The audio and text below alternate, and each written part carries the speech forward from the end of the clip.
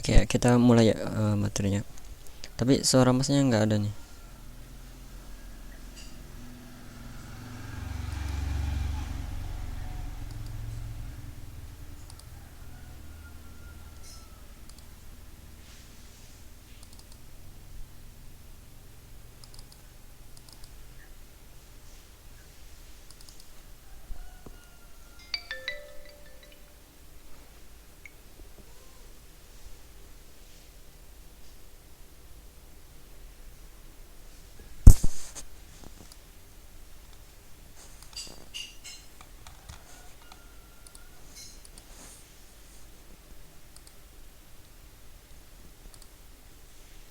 Halo.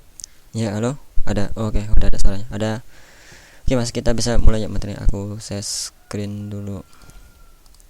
Oke, bismillah. Assalamualaikum warahmatullahi wabarakatuh. Sebelumnya salam kenal Mas, Mas Rahmat. Eh, Kurang lebih ya, Ana Wanti pertama untuk saat ini sih lebih tepatnya sih freelancer, main project sama buka kelas seperti ini. Sebelumnya ini website aku nih websitenya. Nanti mas-mas bisa cari-cari info tentang aku. Nah, oke. Nah, untuk kelas ini kan karena masih basic, kita nanti belajarnya itu mulai dari bahasa dasarnya. Karena kita mau buat aplikasi Android menggunakan React Native, nanti kita bahas dulu bahasa JavaScript. Nah, nanti kalau kurang lebih JavaScript nanti 2 atau 3 pertemuan materinya. Nah, nanti setelah ini kita masuk ke React Native sambil langsung belajar React Native itu, kenal komponen dasarnya sambil buat aplikasi nanti. Semakin jadi materi itu langsung studi kasus nantinya sambil ada penjelasan-penjelasan.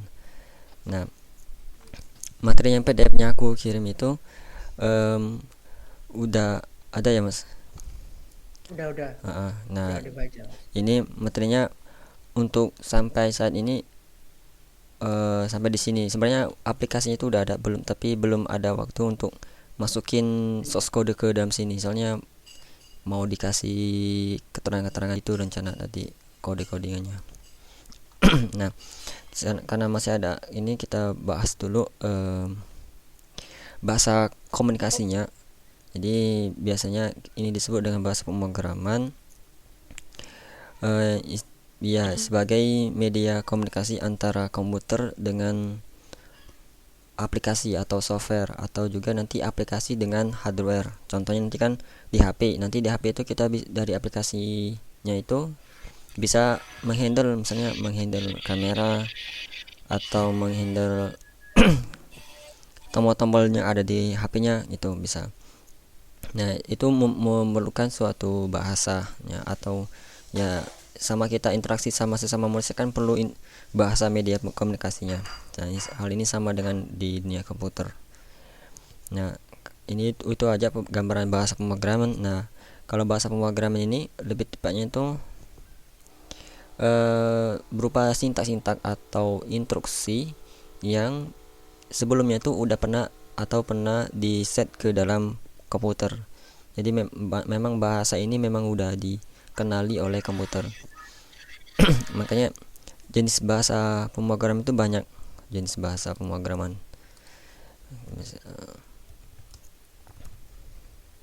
Nah, sangat banyak, bahasa itu banyak sekali, dan itu setiap satu bahasa itu memiliki fungsi masing-masing. Ada juga satu bahasa yang banyak memiliki fungsi. Nah, misalnya kalau kita di sini ada bahasa Java nih. Nah, bahasa Java ini awal diciptakannya itu memang fokus ke ini, dia ke membuat aplikasi Android. Tapi seiring zaman dia bisa juga digunakan untuk membuat aplikasi backend. Maksudnya itu yang mengolah data-datanya, dan juga bisa membuat website. Uh, ada juga banyak di sini. Nah, di sini bahasa C, sama nanti ada C++, nah, atau C sharp seperti ini. Nah, ini bahasa yang dasar tercipta di tahun 70-an nih. Ini yang populer karena ini awal terciptanya komputer itu dari sini, dari sini. Kalau Mas pernah lihat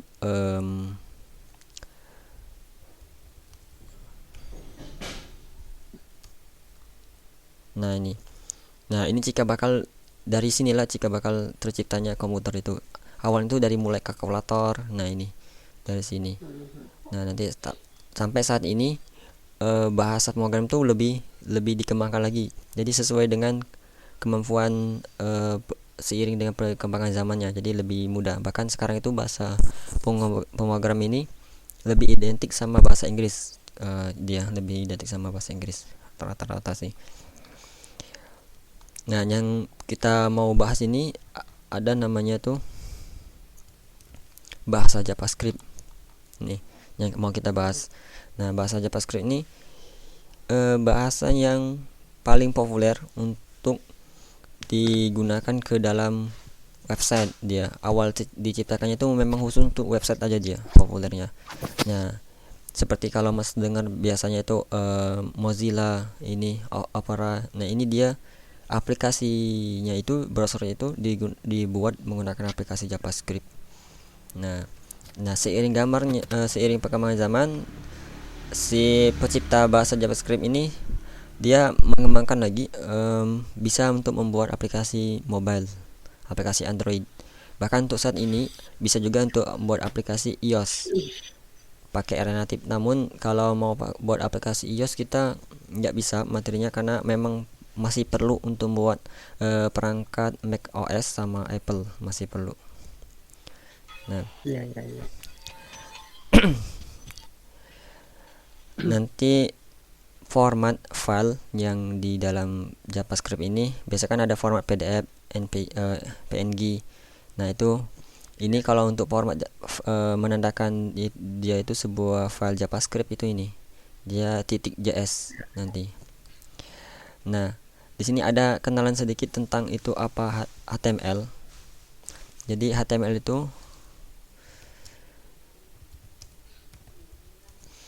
ini bukan sebuah penguasa pemrograman tapi dia tuh markup language. Jadi seperti format atau bus screen-nya. Nah, ini. Jadi dia ini yang semua website yang kita lihat di layar ini basicnya itu dari HTML ini basicnya. Cuman nanti bagaimana untuk mengatur warna, font sama ataupun mau ganti ketika diklik mau itu, nah itu ada tambahan lagi. Tapi basicnya tuh ada HTML. Ya. Nanti JavaScript-nya ini kita nggak bahas lebih dalam tentang HTML gimana, cuman struktur dari HTML itu seperti ini nanti. Nah, kita di sini dia nanti kode JavaScript. Dan kita misalnya, oh ya, Masnya udah install PS Code nggak? Iya, sudah, sudah. Oke. Nah, kalau kita buka Visual Code-nya, ini aku close dulu coba.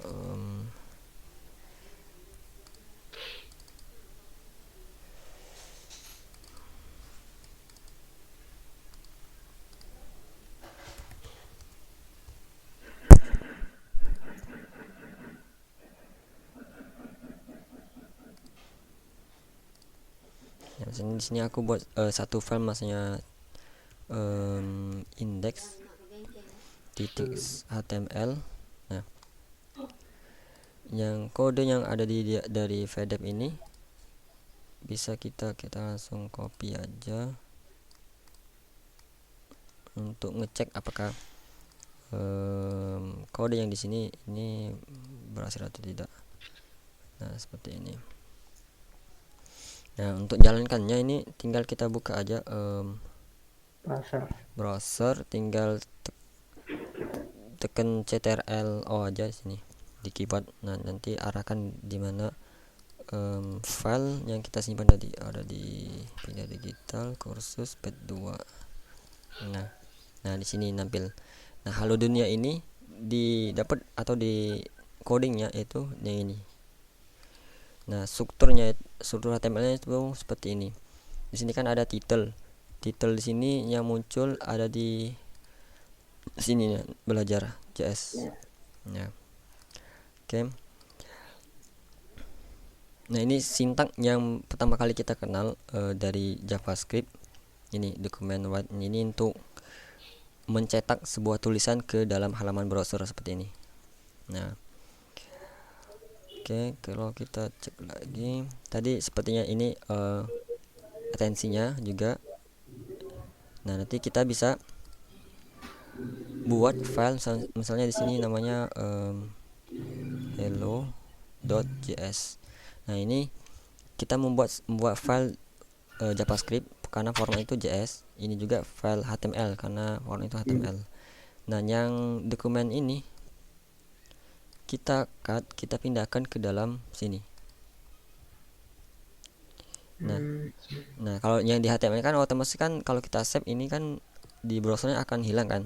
Iya, ya. Nah, kita di sini ada dua metode penulisan JavaScript, baik bisa menggunakan langsung ke dalam HTML. Nah, kayak tadi nih yang awal. Jadi coding HTML itu kita langsung masukkan di dalam sini.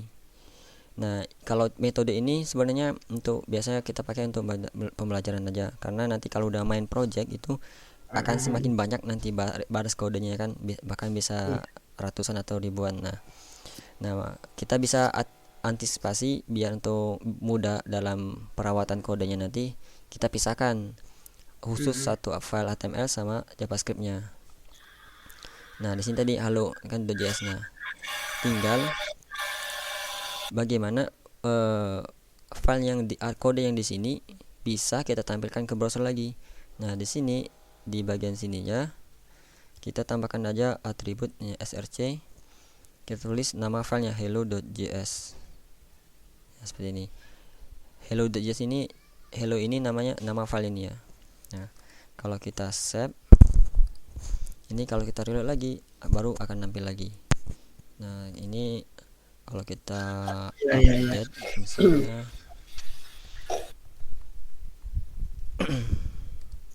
oke. Nah, itu untuk pengenalan metode HTML sama JavaScript-nya, dua metodenya. Nah, sekarang kita masuk ke materi selanjutnya, yaitu tentang variabel. Ini sebenarnya seluruh di semua bahasa itu ada mengenal atau keyword variabel. Cuman perbedaannya itu di bagian penulisannya aja. Nah, kita kenal apa itu variabel. Variabel itu kita bisa cek di gambar sini. Ini aku ambil ilustrasinya dari petaniko.com. Nah, variabel itu seperti wadah. Ini variabel tanpa isi. Kemudian ini variabel yang menampung sebuah isi, dan ini dia nampung juga isi. Cuman berbeda isinya itu apa aja. Nah, bisa kita ibaratkan variabel ini sebuah nama, nanti menama untuk mewakili sebuah nilai, atau bisa juga kita artikan sebuah nama untuk menyimpan suatu nilai. Nah, cara pembuatan variabel dasarnya itu ada bisa di sini. Nah, kalau di dalam JavaScript menandakan sebuah nama itu sebuah tipe atau sebuah variabel, dia didahului itu keywordnya atau kata kuncinya, ini var. Var ini singkatan dari variabel. Nah, setelah itu ada identitas. Jadi ini nama dari variabelnya apa, misalnya mahasiswa. Nah, di sini ada statement menandakan ini nama mahasiswa ini menyimpan atau memiliki sebuah nilai atau data, itu bertuliskan Iqbal seperti ini. Nah, nanti apa arti dari string ini, nanti kata tanda kutip ini nanti kita bahas. Nah, kita coba misalnya kita di sini buat variabel misalnya kan mahasiswa Iqbal. Nah, ini kita udah buat variabel. Kalau kita reload di sini nggak ada tampilan apa-apa, tapi sebenarnya kita udah berhasil. Tinggal kita bagaimana menampilkan nilai dari mahasiswa ini ke dalam browser. Nah, caranya kita tinggal gunain aja yang ini, kita duplikat aja. Nah, yang ini kita tulis aja mahasiswa. Nah, kalau kita nulis seperti ini, kita istilahnya itu melakukan pemanggilan variabel ini mahasiswa ini. Nantinya akan ditampilkan ke dalam browser itu sebuah nilai dari variabelnya ini Iqbal. Nah, biar nggak bingung, ini kita komen aja dulu.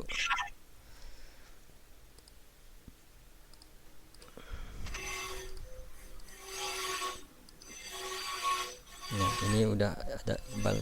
Jadi sekarang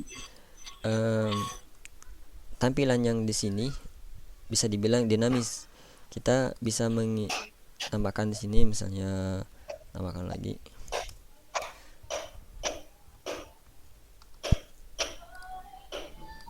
Nah, seperti ini. Nah, itu untuk variabelnya. Jadi untuk dasar buatnya itu kita keyword var, kemudian namanya, kemudian diiringi dengan nilainya ini. Nah, tadi itu kita simpulkan bahwa variabel sebuah mewakili sebuah nilai.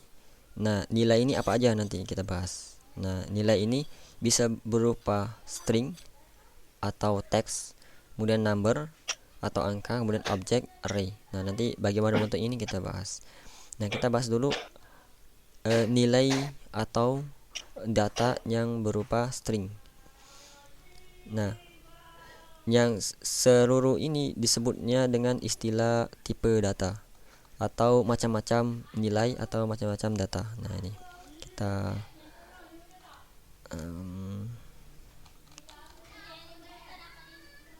nah, nanti bisa angka ataupun objek. Nah, sebelum kita bahas itu, kita bahas ini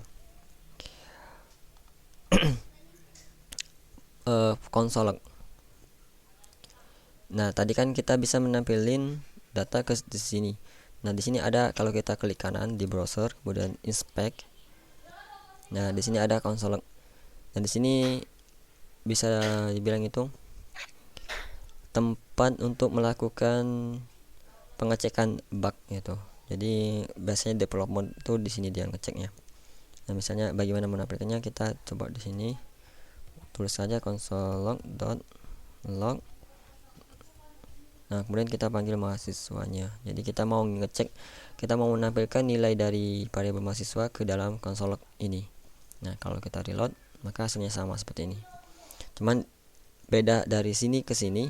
Di sini nanti lebih detail nanti lebih detail. Nah, di sini bahkan ditunjukin baris kodenya di sini. Oke. Nah, kita sebelum bahas nilainya, kita bahas dulu tentang aturan penulisan nama dari variabel. Nah, yang kita bahas ini yang tidak boleh dulu. Yang tidak boleh itu namanya itu nggak boleh diawali dengan angka. Tapi kalau setelah ini huruf pertamanya itu huruf, kemudian setelahnya ada angka, itu nggak apa-apa. Nah, sama nggak boleh ada juga untuk yang tidak boleh itu ada titik. Misalnya coba kita var 1 2 3 nama. Nah, ini udah dia nggak bisa. Kalau kita pakai underscore itu masih bisa, cuman nggak bisa itu titik ataupun simbol yang aritmatik perkalian ini, bagi sini plus seperti ini. Nah, ini nggak bisa buat nama dengan diawali seperti itu. Nah, yang rekomendasinya itu namanya itu menggunakan bahasa Inggris. Jadi name seperti ini, atau kalau dia nanti dua suku kata, misalnya name plus seperti ini. Nah, penulisan itu seperti ini menggunakan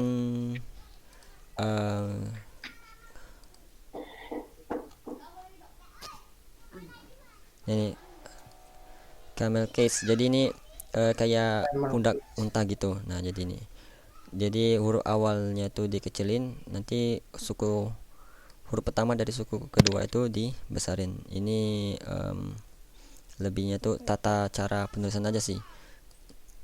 Karena nanti kalau di dunia kerja nanti setiap perusahaan tuh memiliki standarisasi standar untuk penulisan nama, misalnya harus pakai bahasa Inggris dan lain-lainnya itu. Nah, oke, kita bahas ke tadi tipe data. Tipe data ini ialah nilai yang disimpan di dalam variabel. Nah, tadi kita itu udah kenal yang pertama ini. Nah, ini tipe data string atau teks. Jadi tandanya itu dia diawali dengan kutip seperti ini dan diakhiri dengan kutip seperti ini. Nah, baik kutipnya satu ataupun dua, dia tetap dianggap string kalau di dalam bahasa JavaScript.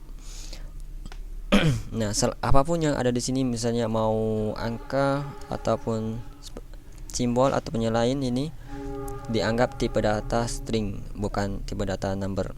Oke. Nah, untuk memastikannya bagaimana? Kita bisa ini kita komen. Nah, kita bisa namakan di sini mengecek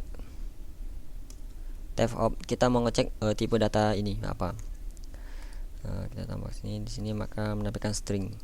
Nah, ini menunjukkan bahwa tipe data yang ada di dalam variabel mahasiswa itu string.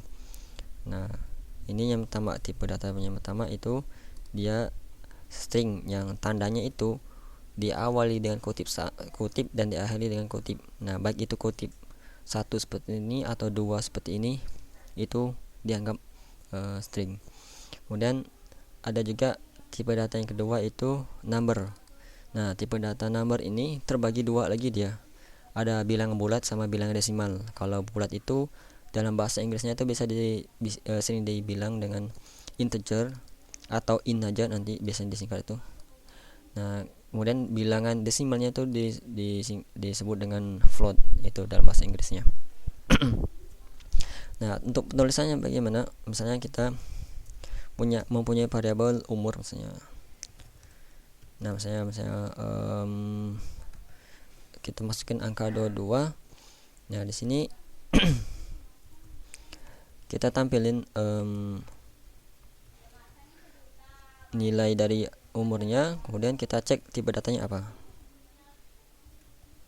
Oke, ini kita simpan, kita save. Nah, nilainya itu 22 sesuai yang kita masukkan di sini. Kemudian di sini langsung ini TFOP-nya kita ngecek apakah tipe datanya ini bahwa dia menunjukkan number. Oke. Kalau kita koma seperti ini, jadi untuk menambahkan atau membuat bilangan desimal atau berkoma di dalam pemrograman itu, kita nggak bisa menggunakan koma sepertinya kita gunakan di matematika. Tapi dalam pemrograman itu atau di komputer itu menggunakan titik.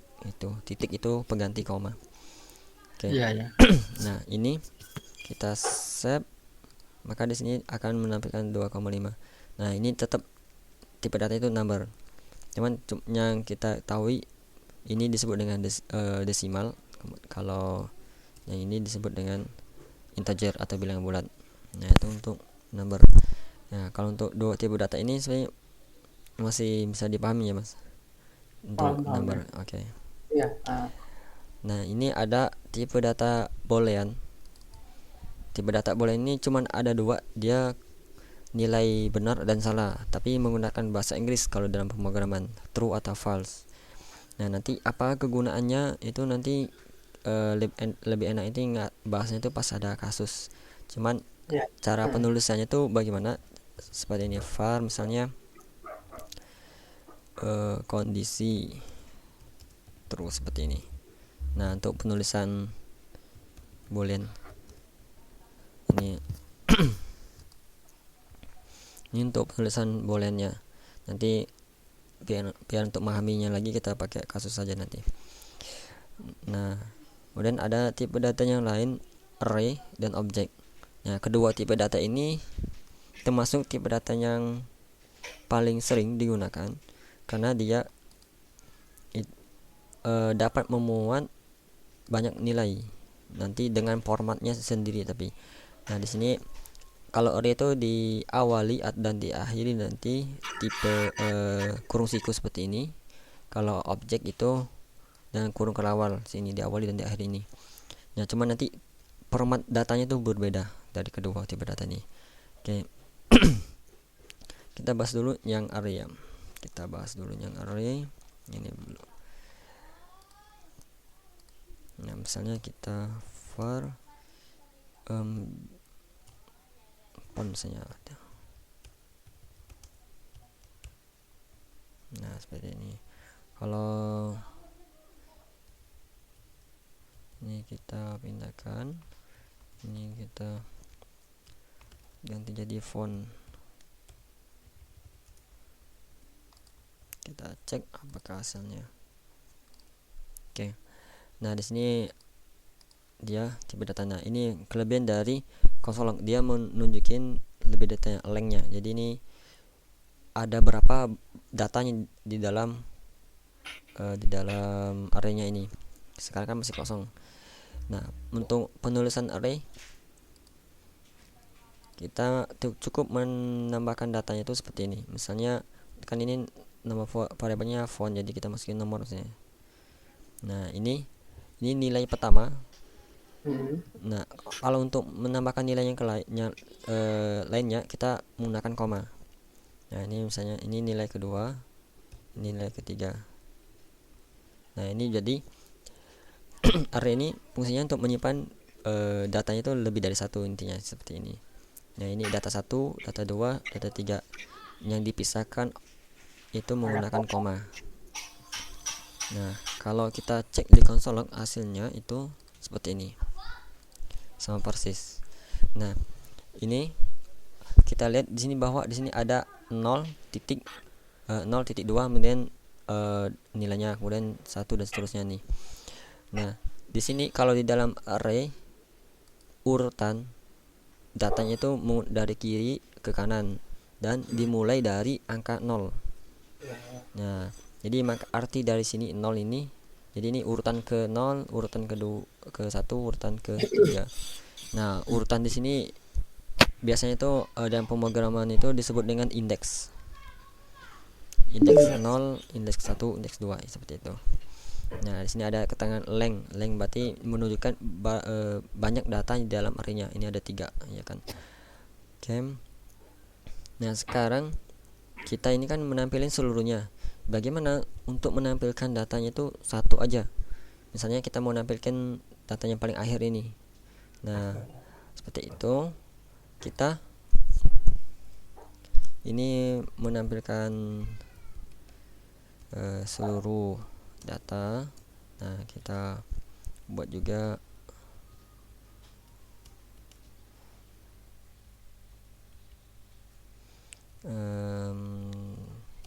menampilkan data tertentu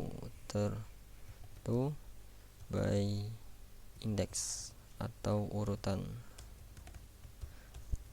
Nah,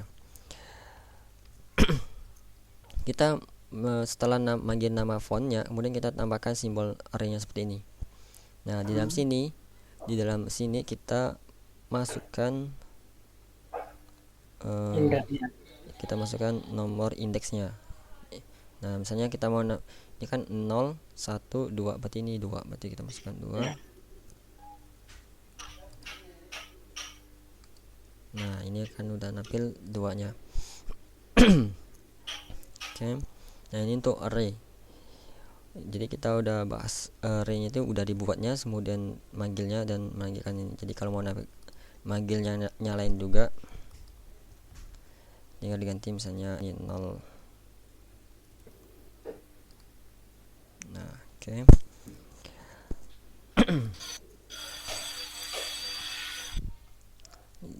Dan ada juga ini disebut dengan array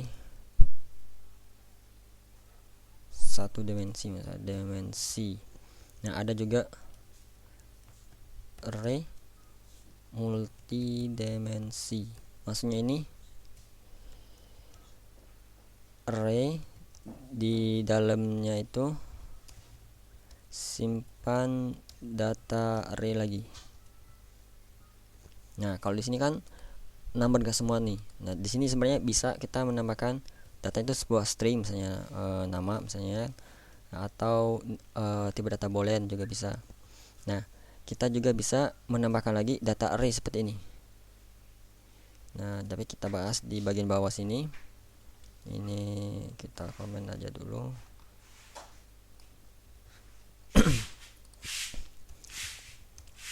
Misalnya kita buat nah namanya itu list name. Nah seperti ini. Misalnya nama, dan sini ada nomor phone misalnya.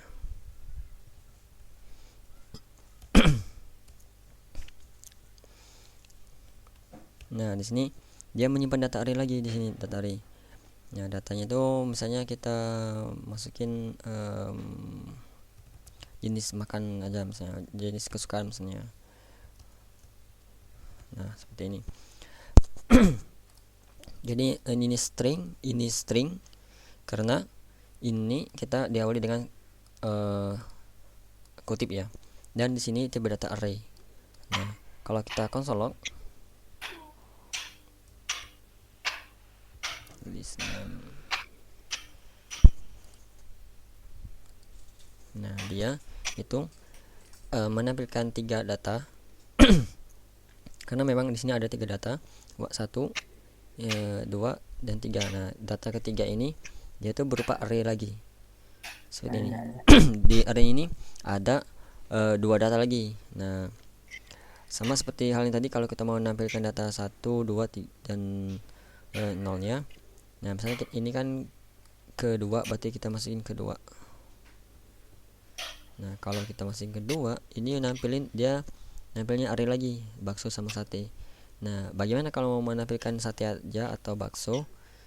Kita karena ini termasuk array multidimensi dan data ini berupa array lagi, kita tambahkan lagi di sini array, simbol array.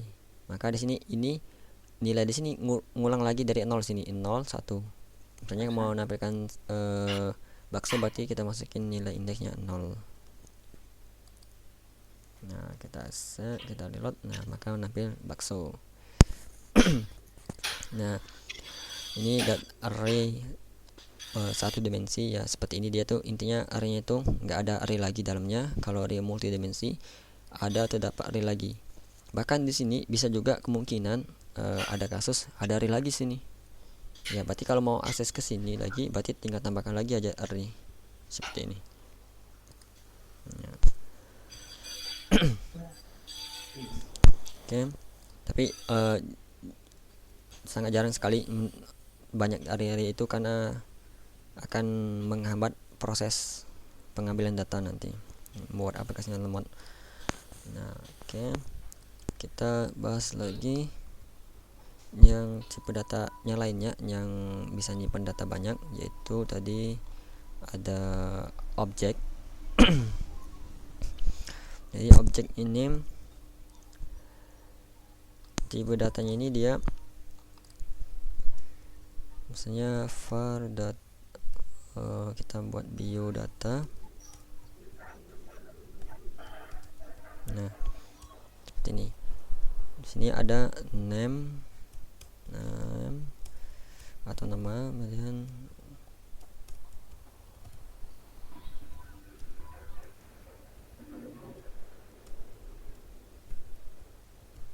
nah ini bentuk dari tipe data objek. Di sini ada namanya itu property, kemudian di sini sebelah sini ada namanya datanya atau stringnya. Jadi ini sebenarnya bisa dibilang di sini tipe data objek ini dia tuh menyimpan kumpulan variabel-variabelnya. Misalnya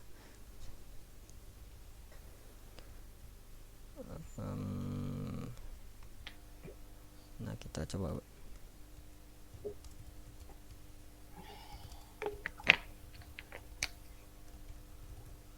Nah jadi bentuk awal itu seperti ini. Nah cuman ada pelaturan di kita itu nggak boleh membuat menggunakan key dalam sini, kemudian di sini nggak boleh menggunakan tanda sama dengan kemudian diganti titik. Nah seperti ini. Nah tapi di sini ganti nama variabel nama ini berganti menjadi property, atau bisa dibilang itu sebagai label lah, label nilainya ini. Nah nanti untuk antara nilai satu dan lainnya tinggal menggunakan koma. Misalnya di sini ada asal.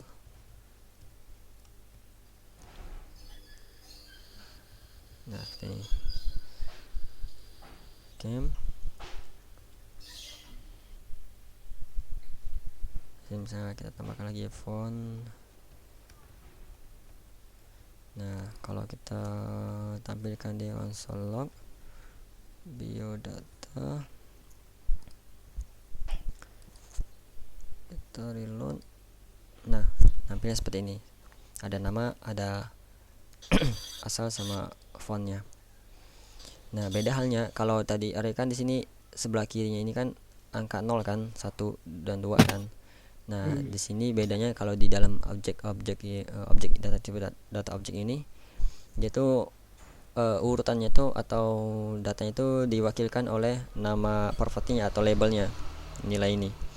Jadi kalau mau nampilin nama 1D aja, tulisan 1D aja, kita nggak menggunakan array ataupun kurung kerawal seperti ini.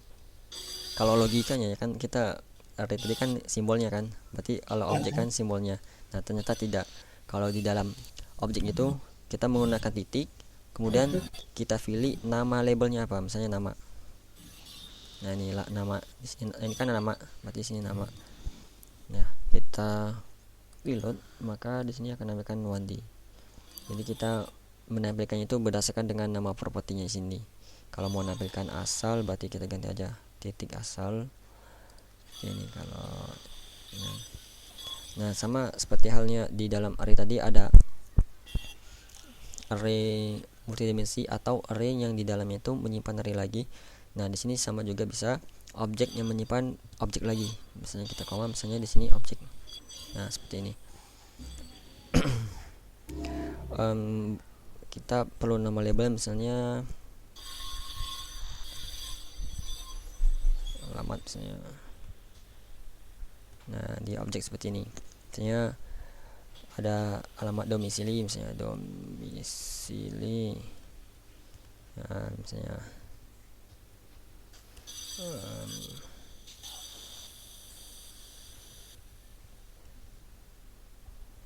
nah, ada juga misalnya alamat kerja misalnya.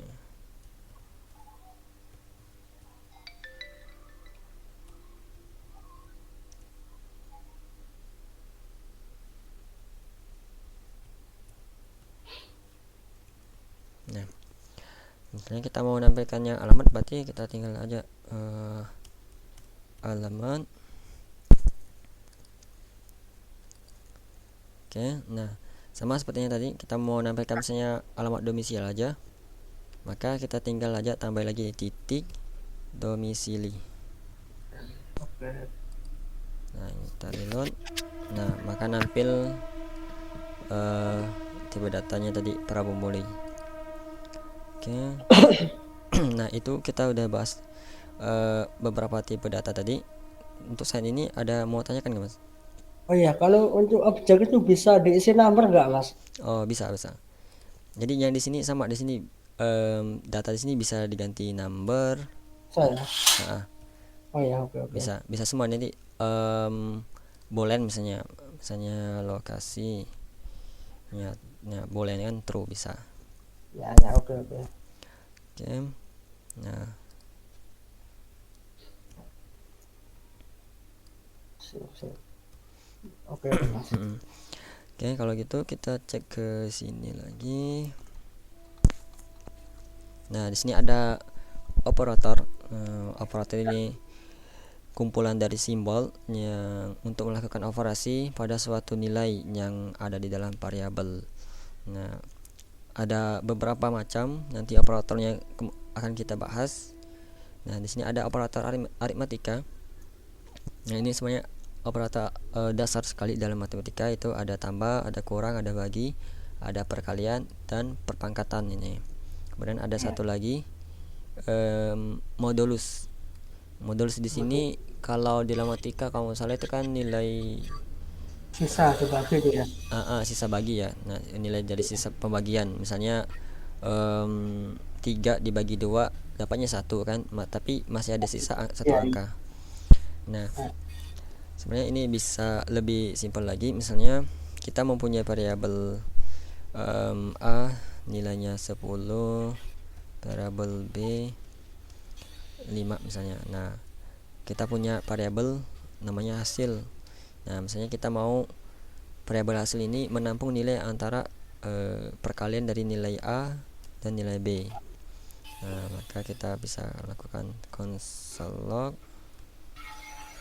hasil.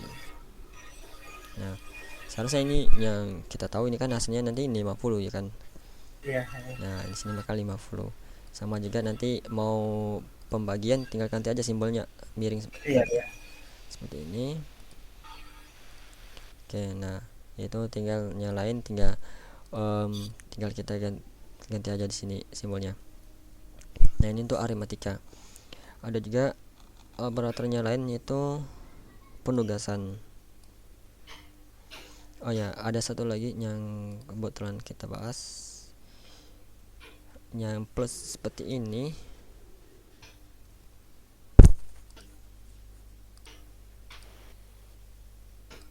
Maka hasilnya 15.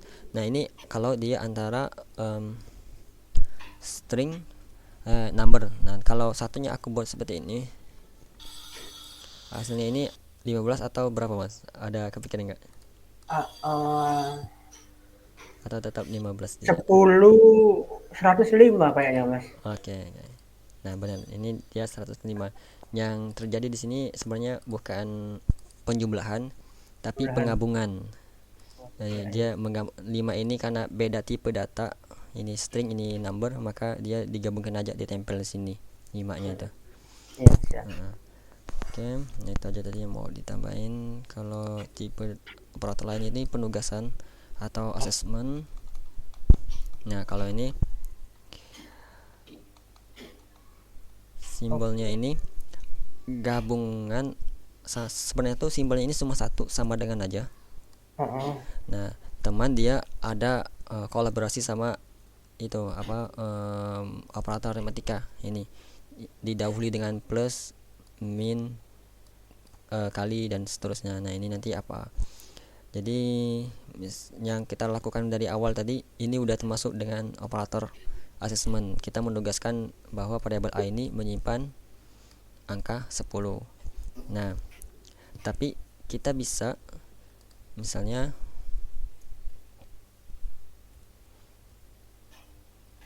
kita mau misalnya kita bisa mengubah nilai A ini menjadi 50. Kalau kita di sini ganti A, maka hasil yang di sini itu 50. Nah, tapi bagaimana kita maunya ketika kita mau merubah nilai A ini jadi 50, nilai sebelumnya ini nggak hilang tapi ditambahkan. Nah, makanya gunanya tadi adanya ini plus sama dengan. Oh iya, iya. Nah, kalau kita tambahkan plus di sini, nilai awalnya di sini akan dijumlahkan nilai baru sini. Nah, maka di sini artinya nanti menambah 60. Nah, konsep ini sama sepertinya kalau kita ganti jadi min atau jadi yang lainnya gitu. Kalau misalnya kita ganti nah gitu. Nah, itu sebenarnya lebih simpel sih karena satu simbol ini kolaborasinya aja. Jadi yang tanda ini menandakan nilai nilai awal sama akhirnya itu mau diapakan, apakah jumlah atau dikali atau dibagi.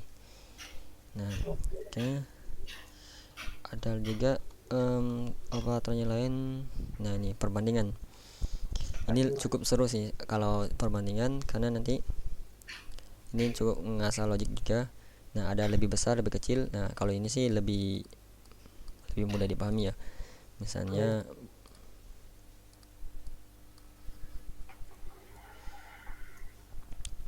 nah, cuman dari operator penugasan ini, operator pembandingan ini nanti dia tuh hasil perbandingan itu menghasilkan nilai boolean. Nah, ini true atau false, benar atau salah. Misalnya angka 1 itu lebih besar dari angka 5, berarti itu salah ya kan. Misalnya kita bisa nilai A ini lebih besar dari nilai B. Nah, ini kita ganti dulu jadi nilai number biar enak ngitungnya. Nah, di sini maka menghasilkan angka true. Ya, ya. Karena kenapa? Karena benar nilai 10 itu memang lebih besar dari nilai dari 5. Nah, atau sebaliknya kita bisa ganti kurang dari, ya kan, nilai salah false karena nilai 5 itu nggak benar kalau kurang dari 5. Oke. Kemudian nah di sini ada nilai persamaan, sama dengan dan tidak sama dengan. Nah, kalau kita menggunakan di sini dua sama dengan seperti ini, kita reload, maka menghasilkan false karena nggak benar bahwa nilai 10 itu sama dengan 5, nggak benar kan. Nah, kalau kita ganti jadi 5 Betul.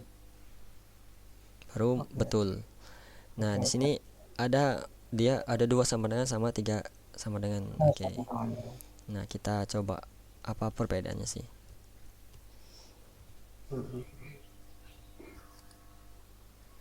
Nah, di sini memang nggak terlihat perbedaannya, tapi memang ada perbedaan. Kita jelaskan dikit. Kalau 2 sama dengan ini, yang terjadi ialah mencocokkan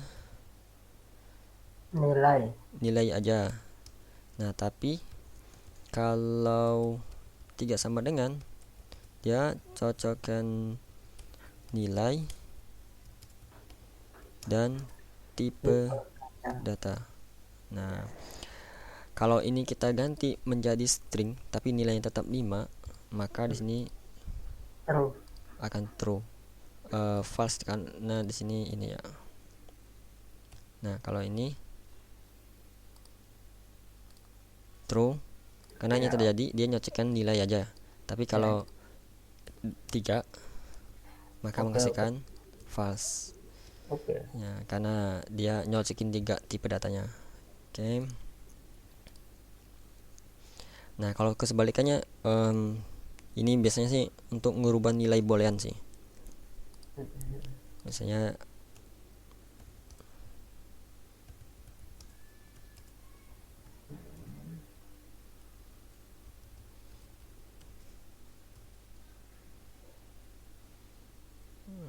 login.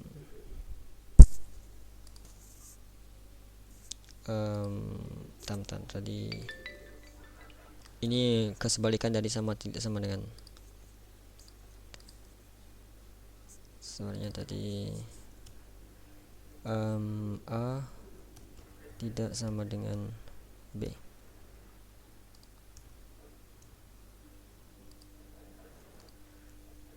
Nah, ini ya kesebalikan dari sama dengan ya kan. Oke.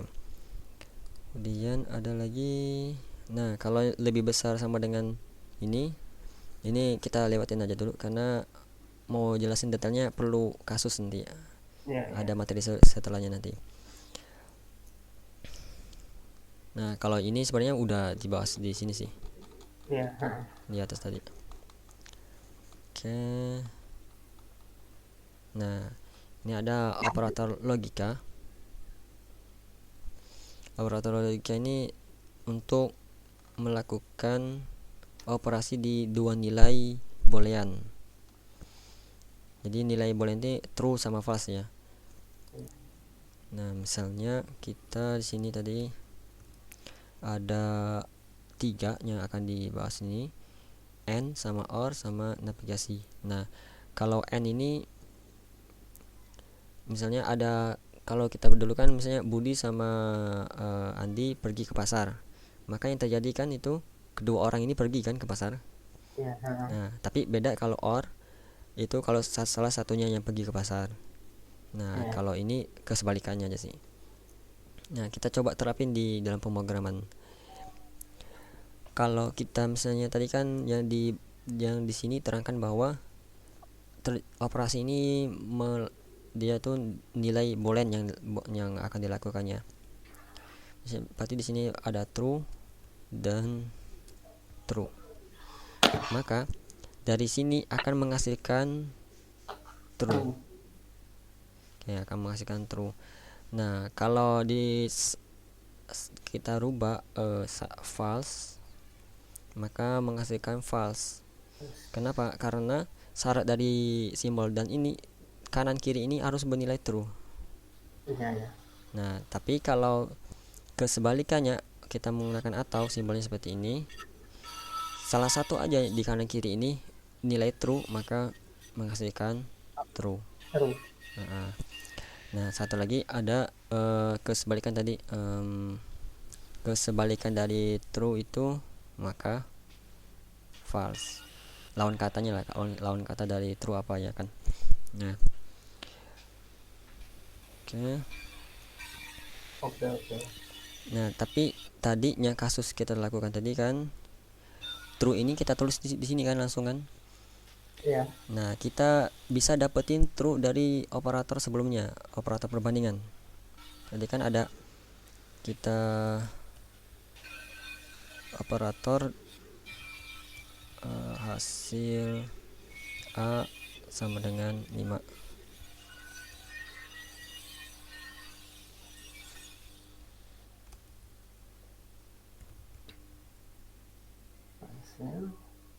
Nah, ini kita buat lagi misalnya hasil 2 misalnya. B itu 5.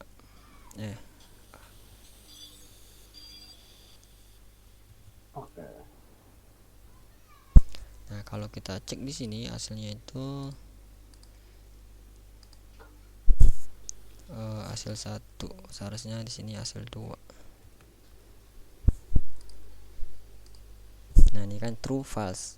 Nah, ini kan yang kita dapatkan true sama false. Nah, ini duanya hasil dari ini kita bisa olah lagi pakai perbandingan. Nah, kita buat sini variabel misalnya perbandingan. Nah, kita menggunakan hasil A dan hasil 2.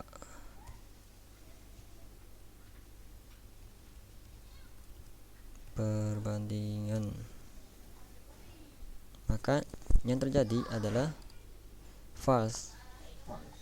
Karena salah satu di sini kan nilai false kan. Karena yang di sini dia menggunakan titik 3. Nah, kalau di sini kita mau ganti menjadi atau, maka baru dapat nilai true. Oke, itu untuk yang operator logika. Oke. Nah, ini ada operator terakhir yaitu operator ternary. Operator ternary ini dia ini menerapkan operator jika, dan jika kondisinya ini maka apa. Nah, kalau kita copy ini,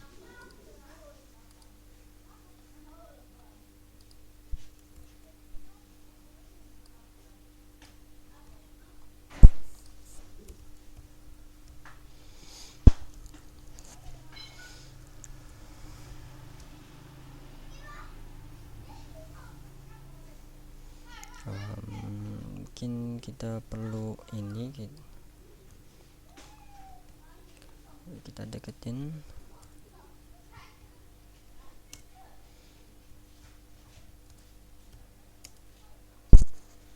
Nah, A sama dengan B.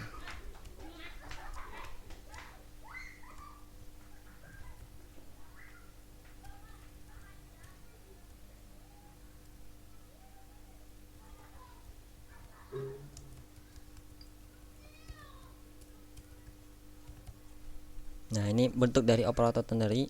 Penjelasannya seperti ini. Jika ini kan kita tadi udah bahas nih kan, perbandingan. Jadi jika A sama dengan B itu benar, nilainya sama, makanya kan ini karena menggunakan titik sama dengan 2 berarti true kan. Nah, nah di sini ketika di sini posisinya true, maka yang akan ditampilkan itu yang ini. Tapi Ya, kalau di benar. sini false, maka yang ini.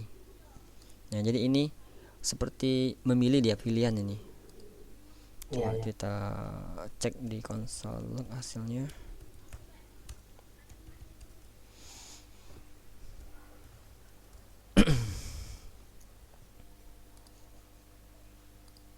Nah, ini menghasilkan benar. Nah, ini ini biasanya digunakan nanti kalau kita udah buat aplikasi, kita bisa nih misalnya kalau biasanya kan kalau di dalam HP atau website itu kan kalau diklik nanti tiba-tiba buttonnya ganti warna kayak gini kan nih. Iya, iya. Nah, ini bisa kita gunain terapin pakai ini tadi operator dan dari itu. Biasanya tuh dipakai untuk dimainin di bagian stylingnya. Kalau diklik nanti ganti warna apa gitu. Oke. Oke, kalau sampai desain ini ada yang mau ditanyakan Mas dari materi sebelumnya nih kita udah telah kita bahas. Oh, enggak, Mas. Jelas, Mas. Oke, Oke, oke. oke, oke. Alhamdulillah kalau jelas.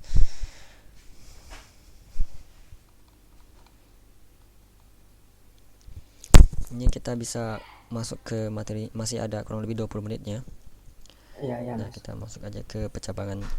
Nah, ini percabangan sebenarnya masih berhubungan sama ini operator ternary. Jadi jika maka, nah jika kondisinya true atau false, maka mau diapakan? Kalau dia false kemana? Kalau dia true kemana? Nah ini itu sih alasan kenapa dinamain percabangan. Oke.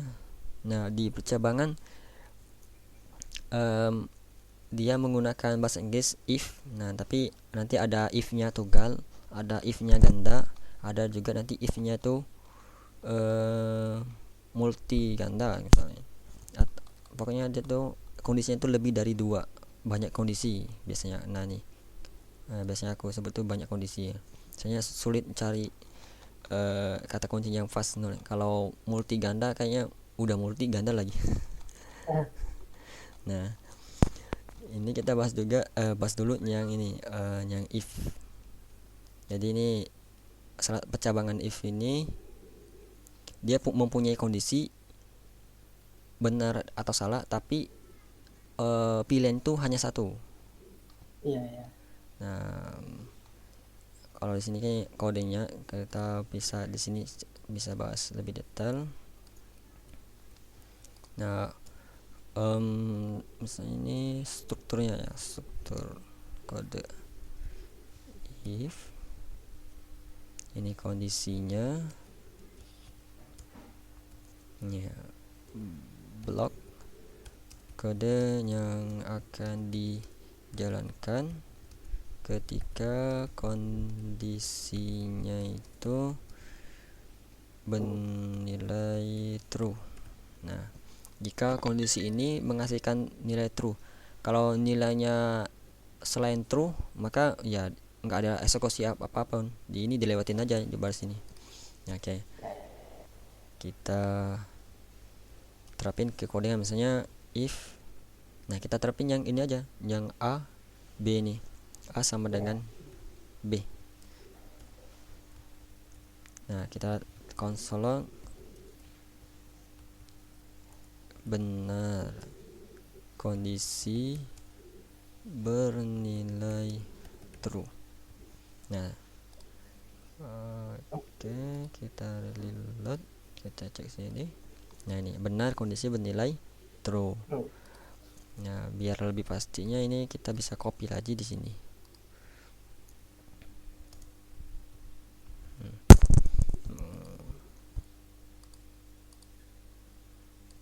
Oke. Nah, ini untuk yang tunggal. Bukan. Yang ganda ini maksudnya itu dua pilihan. Kalau ini kan Ya, nilai true, tapi kalau salahnya nggak ada jalanin kode mana kan. Nah, kita tambahin di sini else. Oke. Nah, di sini nilai false. False. Nah, karena ya ini yang disebut dengan if ganda inilah. Karena Anda. terdapat dua pilihan. Kalau ini untuk ketika dia benar, ini untuk ketika dia salah. Nah, misalnya kalau kita sekarang kan masih benar kan. Nah, kita ganti ini menjadi 3 karena di sini kan satu tipe datanya satunya string. Oke. Nah, kondisinya false. Nah, di sini kita belum ganti. Oke. Nah, sebenarnya operator ternary tadi itu penyederhanaan menurut ini yang ganda ini. Percabangan itu ya. Pencabangan itu ganda ini yang operator ternary tadi. Iya ya. Oke. Nah, ada satu lagi yang nah ini mana tadi ya, yang banyak. Nah, ini dia banyak kondisi, jadi dia itu kondisinya itu lebih satu. Nah, seperti ini. Nah, sebenarnya sama sih strukturnya sini. Tadi kan else, kita nggak nambah if. Nah, ini kita copy, else tambah lagi gini. Nah, misalnya ini biasanya itu digunain untuk predikat. Misalnya kalau nilai 80 tuh nanti predikatnya A atau B atau C gitu kan. Nah, bisa kita misalnya kita punya variabel grade sini. Nah, kosong, nilainya belum ada nilai. Kita if misalnya misalnya nilainya itu grade-nya ini, misalnya enaknya kita ganti nilai aja, nilainya misalnya 80, ada variabel grade, dan nanti ini kita untuk ngisi dia A atau B, C nya tuh. Nah, di sini kita cek nilai ini. Biasanya itu kalau mau A itu di atas 90 ya. Nah, kalau ini nanti grade-nya kita rubah menjadi nilainya A. Ya kan, kalau mau dapat nilai A itu berarti 91, 92, 93 kan. Nah, itu. Nah, di sini kita tambahkan else kemudian if. Seperti ini. Nah, di sini bentuknya sama. Kita ngecek nilainya itu apakah dia di atas 80. Nanti misalnya di sini aku masukin nilainya 80, maka sini kan 80 lebih besar dari 90. Salah kan? Ya. Nah, maka ini dilewatin. Ini enggak dijalanin. Nah, 80 ini masuk sini, 80 lebih besar dari 80. Nah, ini akan nilai false. Nanti aku jelasin kenapa. Nah, ini berhubung sama-sama dengannya tadi. Nah, ini kita tambah dulu grade misalnya B. Dan juga ini else if nilainya itu kita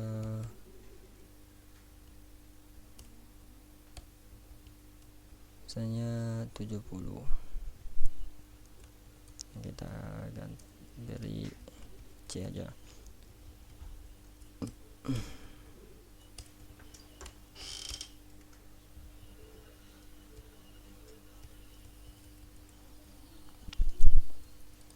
Nah, ini kalau nilainya itu masih di atas 80 maka B, kalau nilainya itu masih di atas 70 maka nilainya C. Tapi kalau nilainya itu udah 70 ke atas, 70 ke bawah, itu akan jadi D.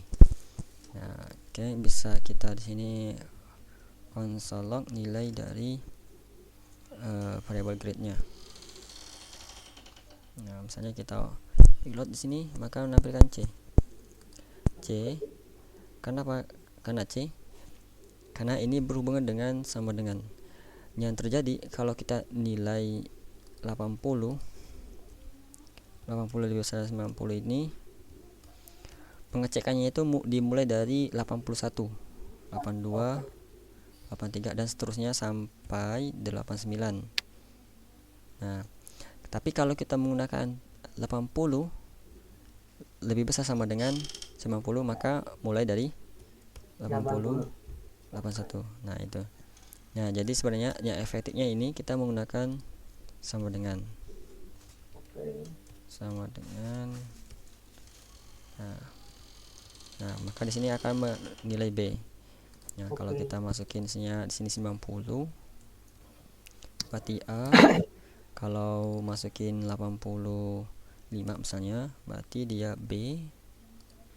Nah, kalau nilainya itu ternyata pas 70, berarti dia C.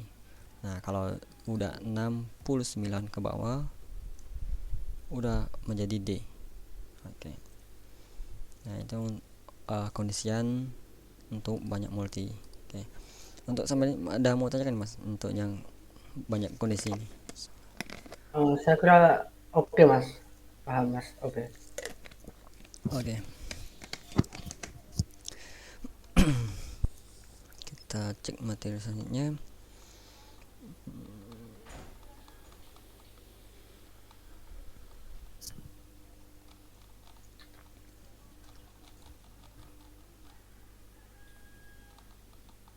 Nah, ini juga sama, banyak kondisi, namanya itu switch.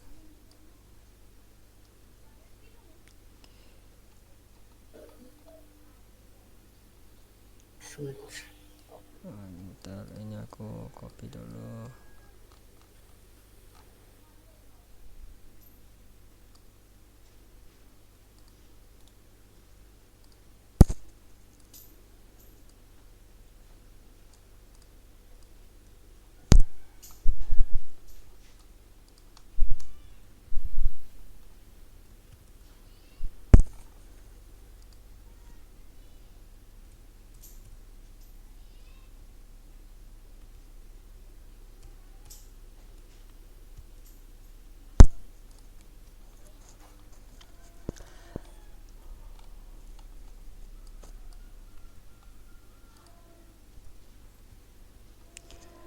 Nah, kalau ini sebenarnya sama kayak if else if ini, cuman ini pakai switch. Switchnya ini dia mainnya kasusnya case. Nanti kalau ini udah jalan, maka dia diberhentikan, dia break. Jadi tetap ini nilainya itu dibandingkan nilainya itu 869 kurang dari 90 gitu. Nah, ini sama aja sih. Cuman perbedaannya dari segi penilaian sintaknya sama ininya. Sintaknya aja sih beda. Yang biasa aku pakai sih yang if ini. Soalnya ini jarang sih. Soalnya fungsinya sama. Fungsinya sama aja. Dan juga kalau udah main project perusahaan itu jarang nemu kayak gini. Biasanya itu udah main ke library lain kayak Firebase, kayak upload foto gitu. Kalau gini sih palingan latihan buat aplikasi kalkulator gitu. Oke. Nah, ini yang materi yang kita bahas terakhir hari ini. Ini perulangan ya, sesuai dengan namanya looping. Kita mungkin pernah nanti suatu kasus ingin menampilin satu kalimat mungkin kayak gini. Nah, misalnya sebanyak berapa kali, misalnya 5 atau berapa kali ya kan. Nah, sebenarnya kalau kita menggunakannya ya kayak manual, ini kita komen dulu aja, komen biar enggak banyak konsol. Nah, ini misalnya saya belajar React JavaScript. Nah, kalau kita mau nampilin baris kode yang sama cuma 3 kali ini kan seperti ini. Nah, nanti kendalanya kalau udah nyampe ya 50 100 gitu. Nah, itu akan menyulitkan. Nah, kita bisa menggunakan metode perulangan yang ada di dalam JavaScript. Keywordnya itu menggunakan keyword for. Ini for. Dan sintak dasarnya atau strukturnya itu seperti ini: for, kemudian kurung, dan di sini ada inisialisasi, statement, sama increment, decrement, sama aksinya. Nah, kalau inisialisasi itu nanti penentuan nilai awal. Nanti kita mau misalnya mau melakukan perulangan kalimat itu sebanyak 5 kali, berarti kita bisa nentuin nilainya itu nilai awalnya 0 atau 1. Nah, nanti batas statement.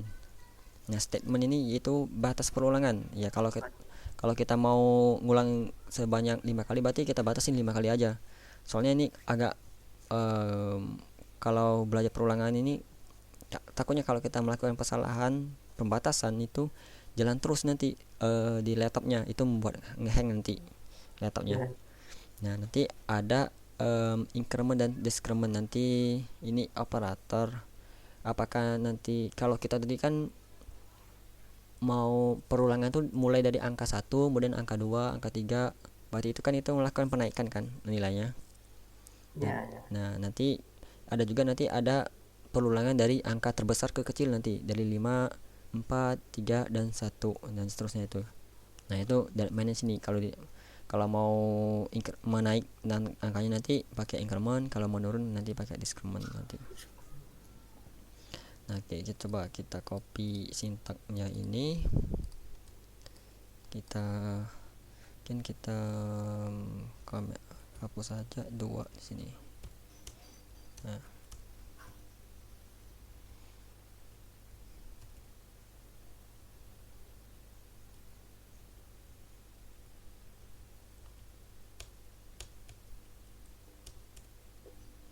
ini aku rapikan dulu.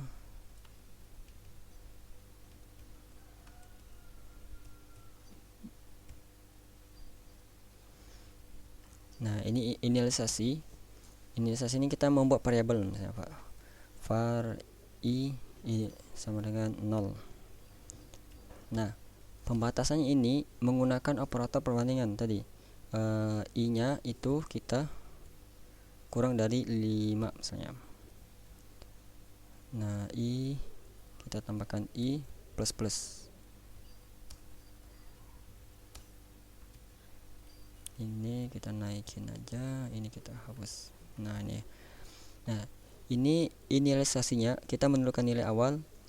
Kemudian ini statementnya batas perulangan, kita mengulang sebanyak 5 kali. Jadi kalau udah nanti ini, karena nanti sifat dari for ulang ini i-nya ini akan selalu berubah nilainya sesuai dengan di sini incrementnya.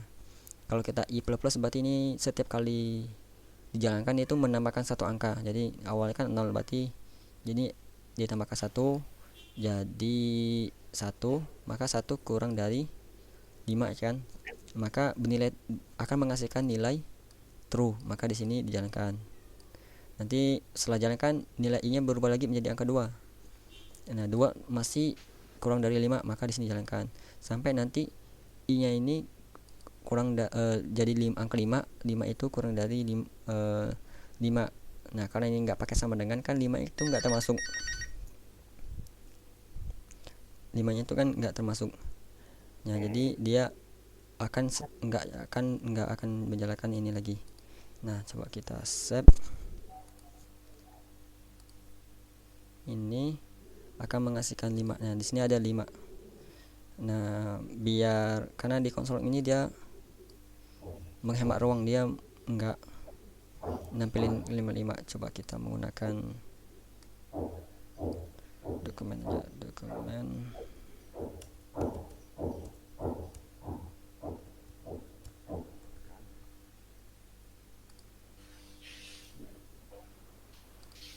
Nah, ini karena nggak ada spasi, biar ada spasi enter ke bawah itu, tambahkan ini aja dulu untuk sementara.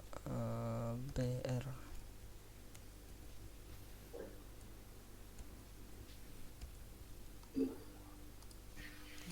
nah, seperti ini.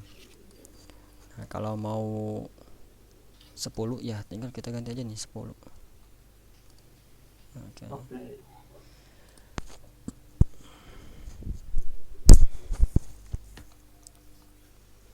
Nah, ini kita bisa dapetin nilai 01 nya nih. kita dapat dari mana? Dari nilai i nya nih. Hmm. Kita tambahkan aja nih i, panggil i. Nah ini Oke. akan dia menampilkan nilai yang berubahnya nih. Seharusnya i nya ini sebelum br nya. Oke.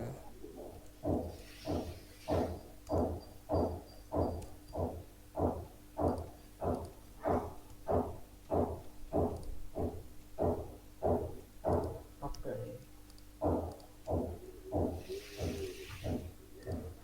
Nah seperti ini. Nah, jadi ini yang perubahan nilai i nya nih. Nah kenapa sampai 9? Karena nilai awalnya 0. Kalau mau akhirnya itu 10, kita ganti aja nih menjadi 1. Nah, dan jangan lupa kalau mau 10 sama dengannya, berarti nanti 10 nya tuh muncul. Nah oke. Oke, untuk sampai sini ada yang mau tanyakan mas? Eh, Cukup mas. Cukup, Nah, oke. ya, Oke, paham alhamdulillah. paham. Nanti untuk yang lainnya kita bahas, kurang aku belum bisa, kurang tahu besok itu pertemuan kedua atau belum ya. Kayaknya besok itu kita pertemuan kedua ya. Untuk Nah, ya, sebenarnya sih rencana tuh mau 1 minggu, cuman karena kemarin ada kegiatan. Nah dan iya pekan nanti kan Ahad udah mau lebaran, jadi mungkin kita reschedule lagi, mungkin Seninnya atau ya oke. itu. Mas bisa nggak kalau sore gitu besok? hmm, Sore besok mungkin bisa sih, sore ini mungkin sekitar jam 2 tapi mas, atau Oh iya, iya jam 2an mungkin. ya, jam Oke oke segitu aja. oke, nanti aku Oke, kirim ya materi recordnya nanti untuk ditonton ulang mungkin. oke, Oke siap, oke siap.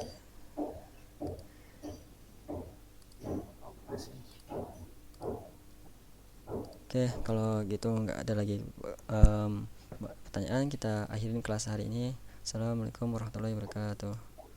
Waalaikumsalam warahmatullahi wabarakatuh.